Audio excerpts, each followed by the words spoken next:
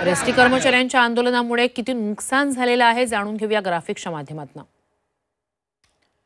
तर 11,943 एसटीच्या फेऱ्या रद्द झाल्या।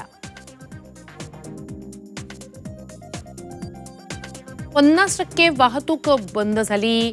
59 आगार पूर्णपणे बंद होती। 77 आगारांमध्ये अंशतः वाहतूक सुरू होती। अंदाजे 14 ते 15 कोटींचं नुकसान झालेलं आहे। 60 ते 70 हजार कर्मचारी आंदोलनात सहभागी झालेत।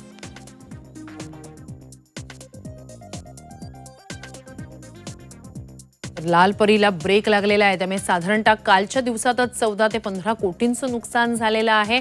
60 ते 70 हजार कर्मचारी आंदोलनात सहभागी झालेले आहेत आणि त्यामुळेच लाल परी जागेवरच उभी आहे। याचा मोठा फटका प्रवाशांना बसतोय, कोकणात जाणाऱ्या चाकरमान्यांना बसतोय आणि विद्यार्थ्यांना बसतोय। आता यावर तोडगा काढण्याचे प्रयत्न सुरू आहेत। कालही मंत्री उदय सामंत यांच्यासोबत एक बैठक झालेली आहे। आज पुन्हा एकदा मुख्यमंत्र्यांनी सह्याद्री अतिथीगृहावर बैठक बोलावलेली आहे।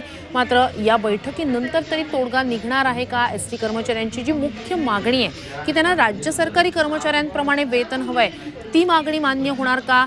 यासह इतरही ज्या त्यांच्या मागण्या आहेत त्याबाबत नेमकं सरकारकडून काय आश्वासन दिलं जात आहे याकडे लक्ष असेल। मात्र सध्या ही दृश्य जी आपण पाहतोय ती वेगवेगळ्या आगारातली आहेत।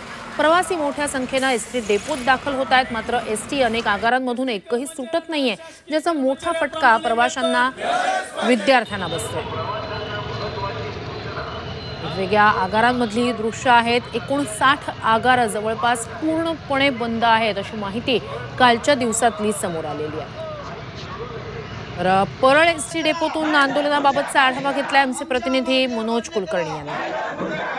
राज्य परिवहन महामंडळाच्या कर्मचाऱ्यांचं काम बंद आंदोलन सुरू आहे। कालपासून हे आंदोलन सुरू झालेलं आहे आणि त्याचा परिणाम म्हणून एसटी बसेसच्या ज्या सेवा आहेत तिच्यावर झालेला आहे। मी आता परळ या ठिकाणी जे प्रवासी आहेत ते सकाळपासून या ठिकाणी आलेले आहेत आणि आपल्या गावी जाण्यासाठी एसटी बसचा जे आहे ते वाट बघत असल्याचं पाहायला मिळते आहेत। कारण ज्या कर्मचाऱ्यांनी संप केलेला आहे त्यांनी अजून बसेस काढल्या नाही। कुठे जात आहे तुम्ही? दाभोळ। अच्छा, केव्हापासून आलेला आहात? 6 वाजल्यापासून। अच्छा, इकडे काय सांगण्यात आलेलं आहे का तुम्हाला किती वाजता बस सुटेल वगैरे? काहीच नाही सांगितलंय। अच्छा, किती दिवसासाठी कशासाठी जाणार होतात? गणपतीला आमच्या घरी गौर गणपती असतं, आम्ही काय करणार? मग जाऊन करणार कधी? आमच्या घरी कोणीच नाही।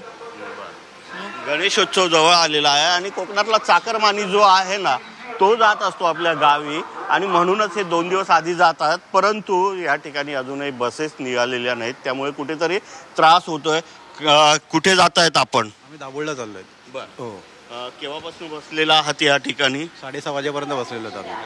अनेक बसेस ज्या आहेत त्या सुटलेल्या नाही आणि प्रवासी जे आहेत ते सकाळी 6 वाजेपासून 5 वाजेपासून या ठिकाणी आलेले आहे, परंतु अद्यापही एकही बस सुटलेली नाही आहे किंवा राज्य परिवहन महामंडळाच्या वतीने सुद्धा कोणाला काही सांगण्यात येत नाही केव्हा बस जाणार आहे। त्यामुळे हे प्रवासी अशाच प्रकारे या ठिकाणी बसल्याचं पाहायला मिळते आहे। व्हिडिओ जर्नलिस्ट धीरज मनोज कुलकर्णी, झी 24 तास, मुंबई।